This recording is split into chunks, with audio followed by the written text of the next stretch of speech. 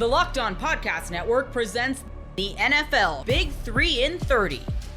The 3 biggest stories in the NFL from our local experts at the Locked On Podcast Network. We bring you the real story, why it matters, what's next, who wins the big game, and more, all in 30 minutes.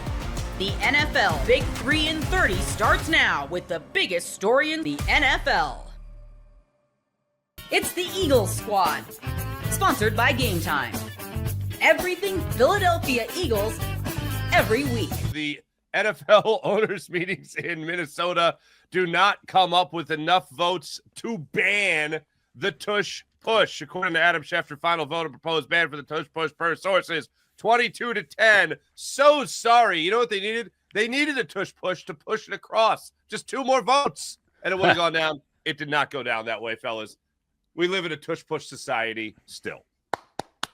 I'm happy about it. I brought some props in honor of the Tush push remaining. First of all, because the Tush push days, I got my extra strength 5-hour energy to bring the alacrity on the program. And because they did the right thing, I got the old CCM twig out, and I'm giving them stick taps, Harry. Oh, stick taps to keep the Tush push. CCM ultimate twig sign. right here. Ultimate sign of respect. Ultimate sign of respect right there. Well, Yeah, I've always been a Tushman, a fan of the Tush, and the more you can push the Tush, the better it is for everybody. And great job on the push it real good. Good job on the Eagles' social media people, because they include that photo, and they were playing the Packers, who, of course, were the impetus organization for this nonsense. And it's going to make that game on Monday night after the bye week even more interesting now. 22-10, maybe that's a foreshadowing of the final score. Yeah, and a Tush push to get the go-ahead touchdown. Right. I think they should run it on the first play, the second play, the third play, and the fourth play, and just convert a first down by 2.5 yards a pop. Solely on the Tush push. Yeah. By the way, Billy Gibbons will be appearing at that game, right, to sing the halftime entertainment of Tush. I had a phenomenal suggestion by a viewer and a listener of my show, My Daily Pod, and it's they said April, got to give her credit.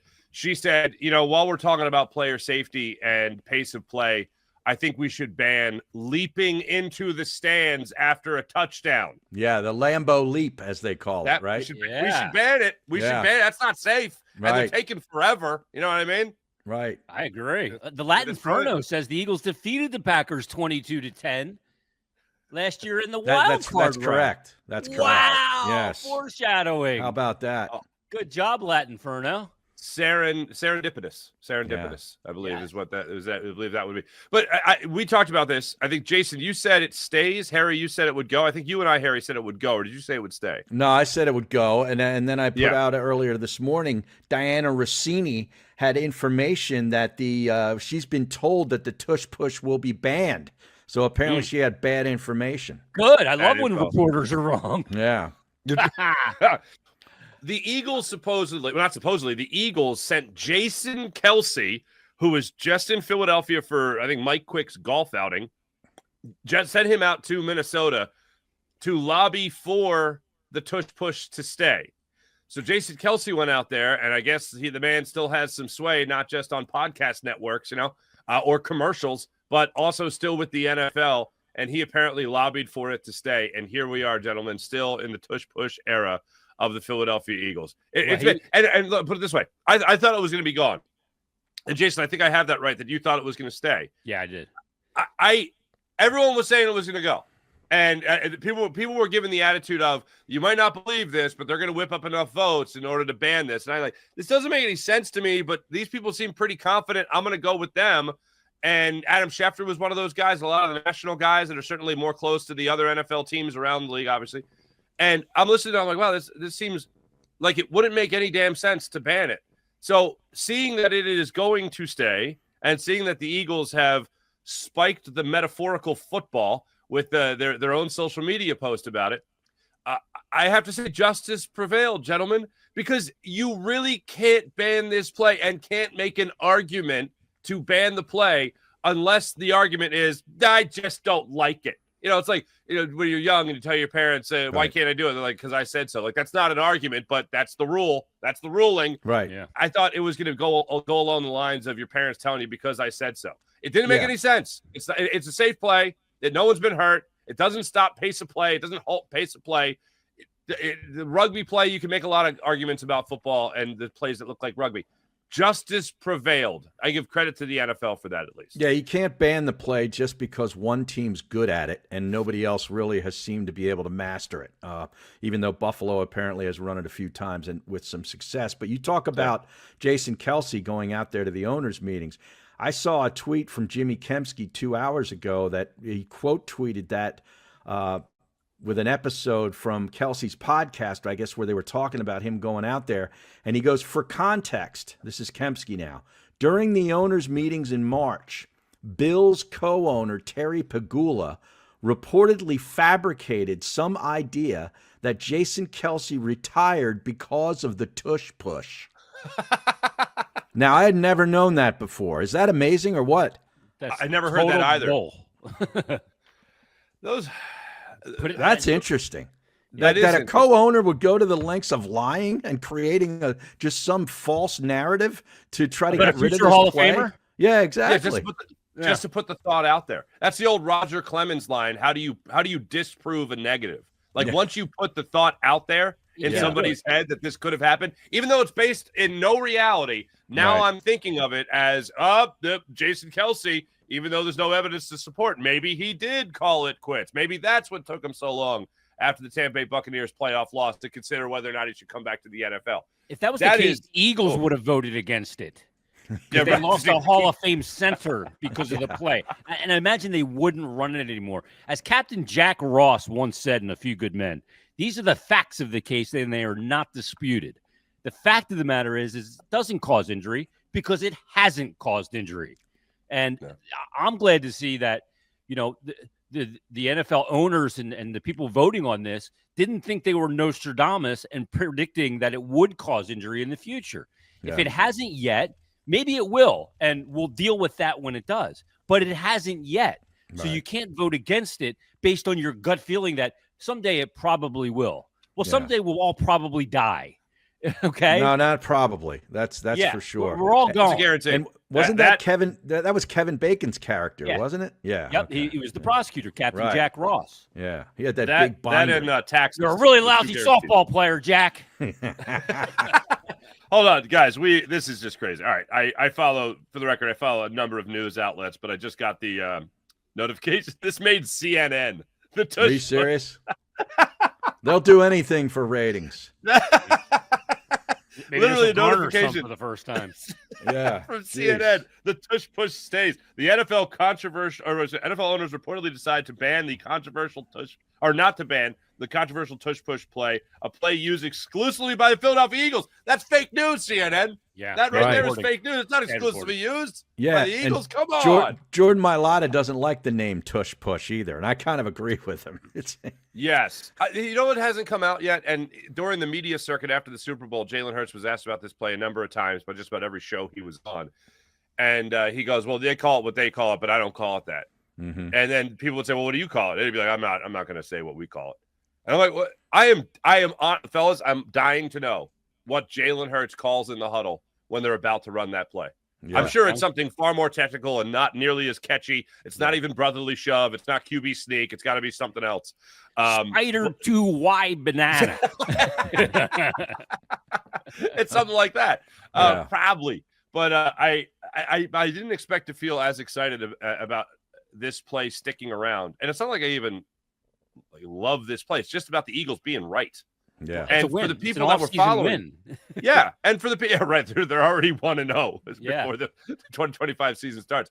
But I just look at it as it made no sense. How many times do you take an L as a Philadelphia sports fan when it just doesn't make any sense? How many times, Jason, do Flyers fans feel like, they're still paying for the sins of the 70s, quote unquote? This was a win. This was a win for the Philadelphia Eagles fan base, that this play that the Eagles do run better than anybody gets to stick around. And that, that like I mentioned earlier, it's a win for justice everywhere. That's basically what it comes down to. Here's the fact of the matter. is, I mean, let's put this in tangible terms. This is like the Eagles adding a game and a half to their win total, because it could win them a game because they're so good at it. Like, I believe that the Tush Push has won them probably over the last 2 years, 3 games, because of that, the effectiveness of that play. Sure, keep drives going. Yeah, I mean, you keep drives going. It's first and 8, basically, because they're so good at this play, and other teams haven't been able to duplicate it. So it is an advantage. So they maintain the advantage that they have of being able to run this play. And, despite, all these other teams trying to take this weapon away, this play, they weren't able to do it. So that's a huge win for the Eagles going into the season, because as far as I know, most of that offensive line is still intact. Cam Jurgens still going to be the center and performed it well coming in for Jason Kelce last year. Yeah. And Jalen Hurts can still squat 600 pounds. Yeah. So Tush Push moves on. Ever check your bank account and wonder, where did all my money go? Between dining out, online shopping, and entertainment, it's easy to lose track. That's where Monarch Money comes in, your personal CFO, giving you full visibility and control over your finances. Monarch Money isn't just a budgeting app. It's a complete financial command center. You can track all your accounts, investments, and spending in one place, so you stop just managing your money and start building wealth. Instead of juggling multiple apps, you can use Monarch to check your finances, track spending, and even plan long-term goals. Managing money with your partner is smoother than ever. You can track shared and personal accounts, set goals, and stay on the same page without the stress. Take control of your finances with Monarch Money. Use code LOCKEDONNFL at monarchmoney.com for 50% off your first year. That's monarchmoney.com, code LOCKEDONNFL for half off your first year. Brock Purdy addressed the San Francisco 49ers media. You are Locked On 49ers, your daily San Francisco 49ers podcast, part of the Locked On Podcast Network, your team every day. The San Francisco 49ers have officially announced the signing of Brock Purdy. We knew it was happening, but now Brock Purdy has spoken to the media about it and let everybody know how he feels about his own contract and how the San Francisco 49ers are looking heading into 2025. And I think there were some very important things that he did say. In fact, he used the term important multiple times about certain aspects of his contract and what the 49ers are up to and what Brock Purdy's reasons were for everything that he's done so far this offseason and how things are coming together for the San Francisco 49ers this offseason. I do want to thank everybody for making us your first listen here on the Locked On Podcast Network, your team every day. If you're new to the program, welcome. Hang out with the everydayers as we talk ball, talk Niners every single day here. It's what we do on the Locked On Podcast Network. So subscribe up on YouTube or anywhere you are listening to this podcast. I love seeing the chat already populating and getting ready for this one. So feel free, if you are live in the chat with me here on this Wednesday evening, let me know what you want to talk about. Give me some topics. Give me some questions about these San Francisco 49ers. I want to talk about the safety position that has been asked of me. And I'm going to start with talking about the Brock Purdy stuff and my takeaways from his press conference now that he is signed with the 49ers long-term through 2030. 2030. Man, my kid's going to be about ready to graduate high school by that time when Brock Purdy's done being a San Francisco 49er. Important to be there for phase one is how Brock Purdy started his press conference. And that has not been the case for some 49ers veterans in recent years. And Brock Purdy, not speaking about his own past teammates or anything, but just generally, and he actually did say there's some players around the league. Now, you may think that one of his comments potentially fit a current teammate and maybe past teammates as well with how contract negotiations went with those guys at those times. But he talked about how important it was for him to be there for the entire offseason, to be there starting in phase one as he was. Getting this deal done early was such a massive thing for the 49ers and for Brock Purdy and the entire football team and the entire locker room. More on the energized feeling around the team that Brock Purdy mentioned in a second. But he also said that he was not consumed by it, letting his agent handle the negotiations. he was in talks, and his agent would break down what's going on. This is happening here. This is happening here. And he talked about how they found the number and they were comfortable with the number and everybody was ready to go with this thing. And then they just had to, figure out some language and just cross the T's and dot the I's and finish the contract and get it over the finish line. But that this was kind of done for a little while with what the number was going to be, where Brock Purdy was comfortable with signing.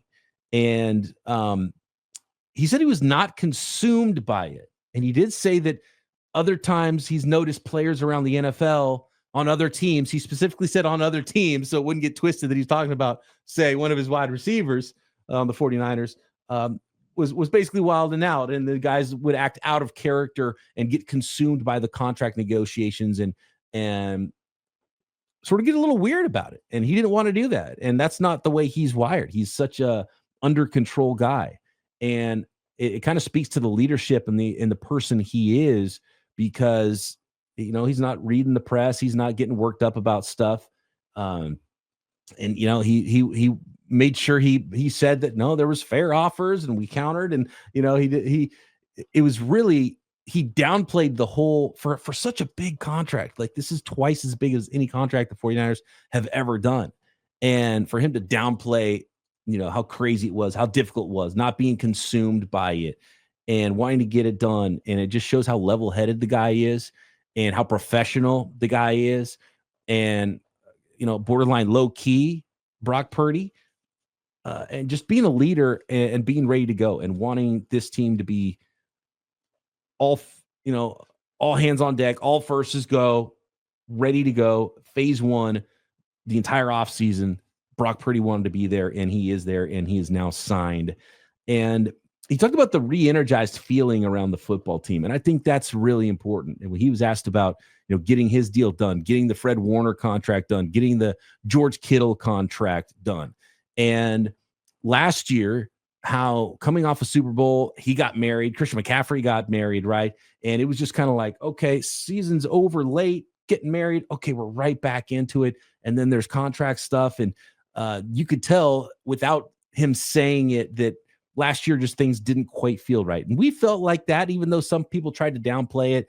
It was clearly vibes were off last year. Vibes are much better this year. Re-energized is the term that Brock Purdy used at the San Francisco 49ers. He feels energized. The guys in the locker room, the guys around the team all feel energized. And that's a great thing for a team that really needs to rebound, because they do need to be re-energized. This season has to go differently than last year. It has to. And they have to play better across the board, including Brock Purdy. And being the leader, being there for phase one, wanting to set that example, I think is super important for your quarterback and for the leader of your football team. And as Jeremy mentions in the chat, Brock trying to set a culture of getting things done early and being there for your team while getting your money. And that is so important. And Brock used the term culture. He said it's important to be around each other, building culture with old guys and young guys.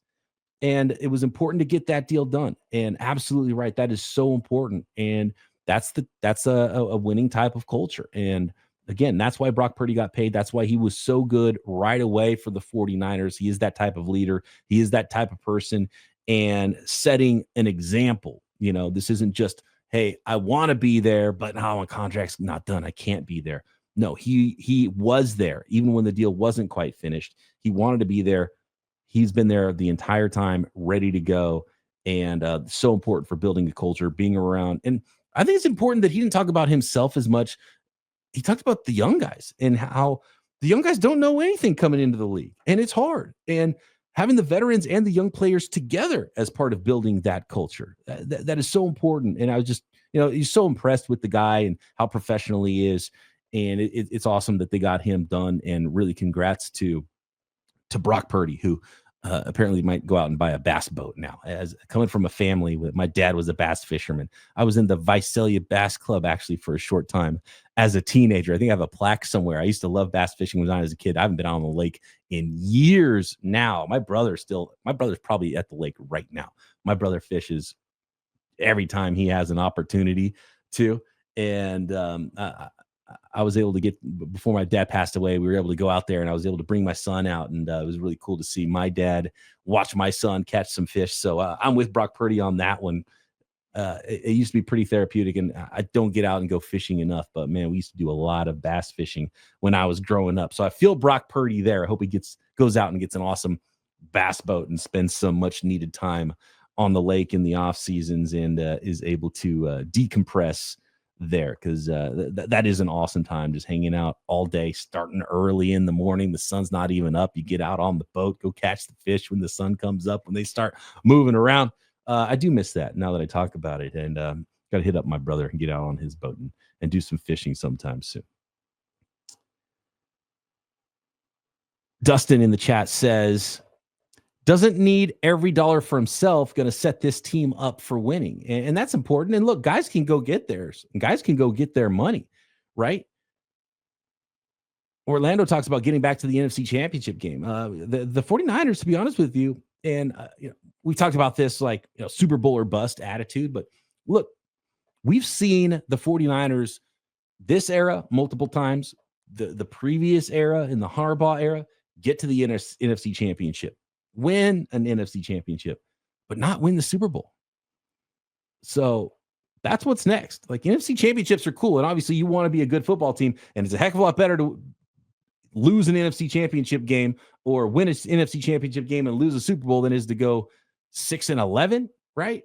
But man, the culture that Brock Purdy's talking about, that's a Super Bowl winning culture. That's where the 49ers need to be. The NBA playoffs roll on, and FanDuel is giving new customers an incredible way to get in on the action. Right now, when you join FanDuel and you place your first $5 bet, you'll get $250 in bonus bets if your first bet wins. FanDuel makes betting easy, whether it's picking your favorites or diving into player props, from three-pointers to steals to assists. There's so many ways to bet your favorite player props. Plus, after the game tips off, you can even combine live prop bets into a same-game parlay for a chance to win big. Don't miss out. Head to FanDuel.com and claim your $250 in bonus bets today. Ben Johnson is doing a good job of getting out in front of the stories. You are Locked On Bears, your daily Chicago Bears podcast. I want to bring you the latest from Ben Johnson at the beginning of Chicago Bears OTAs, where I think he very wisely addressed the ESPN Seth Wickersham story about Caleb Williams and his disinterest in coming to the Chicago Bears initially, and just some of the reputational things about the franchise that Ben Johnson is inheriting. I think he handled it in really the exact way you'd hope a coach does in this situation. He also provided some details on a key change to Caleb Williams' footwork that there were question marks about in the past, specifically with Luke Getsy instructing Justin Fields to do something similar, and Fields turned out to not really like it that much. But I think this method with Ben Johnson and Caleb Williams feels a little bit more natural and a little bit less forced, and we'll kind of talk through what that might mean for the quarterback. And finally, Ben Johnson also talked about the tush push and why he's not a fan. And after the NFL agreed not to ban it just yet, I want to kind of go through his thoughts on it and what the Detroit Lions opted to do instead that we should then see for the Chicago Bears.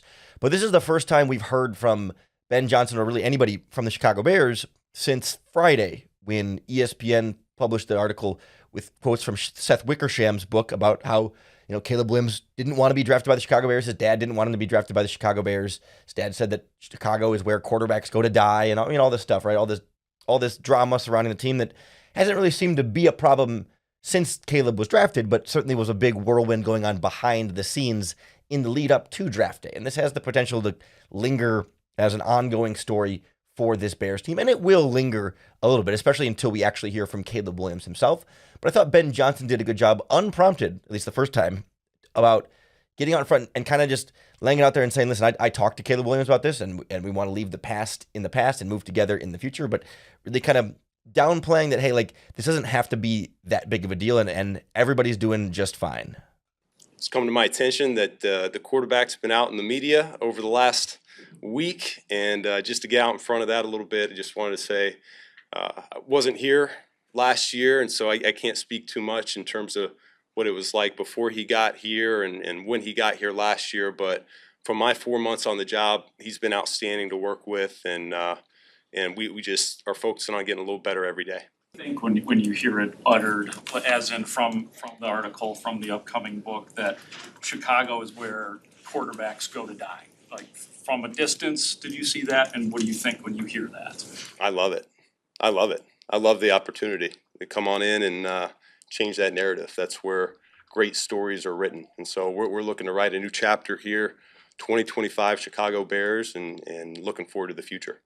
So I think this is one of the first early tests for Ben Johnson from like a head coach, face of the team type of challenge, right? Not a X's and O's play caller challenge, but hey, you're in charge of this organization, or at least, the public face and voice of this organization, even above the players. How do you handle when there's some kind of less than ideal noise surrounding your team? And it feels to me like Ben Johnson handled this with public relations 101. Like this is generally how you do it. And of course you could go back through and tweak certain words or certain sentences. He could have said more or whatever, but like, I think he handled it really well. That you have to first of all come out and address the elephant in the room, right? You can't just pretend like nothing's going on or downplay and say, oh, this isn't, we're not going to talk about that because it's not a big deal. Like you have to say, listen, this is a thing and here's what happened. And you be transparent about it, as transparent as you can without, damaging anybody or putting out any information that you don't want to, but to say, listen, like, yeah, that was in the past and I can't control what was in the past, but ever since I've been here, everything's great and we're looking forward to everything continuing to be great. Like step one is acknowledging the problem. Problem's even a strong word here, right? But acknowledging the drama, acknowledging the issue, acknowledging the story, and making it clear that, yes, we see this is real, we're not hiding from it, but also it's really not that big of a deal, and here's why. And then part two of that is leaning into it, right? When there's criticism or a problem or something along those lines, when Caleb Williams' dad, Carl, says, this is where Chicago goes to die, you can either resist that and say, oh, no, well, what does he know? He's just a dad. He wants to protect his kid or whatever. Or you can lean into it and say, yeah, bring it on. I love it. And that's such a confident, secure response to say, yeah, okay, that's what we want to fix. That's what we want to change. That's what we're here for. That's what I'm embracing. That's what I'm enthusiastic about. Like seeing every trial and tribulation not as a challenge, but as an opportunity to do something more and to do something greater. And because he's right, at the end of the day, that reputation for the Chicago Bears is not at all Ben Johnson's fault, and he had nothing to do with it. So he can't control that. All he can do is come in and say, wow, wouldn't this make the story even cooler if we do turn this around? Because the plan is always to turn this around, and they're going to turn it around either way. So would you rather come and have great quarterback play where they've never had good quarterback play, or come and have great quarterback play where they've always had great quarterback play? Like, if he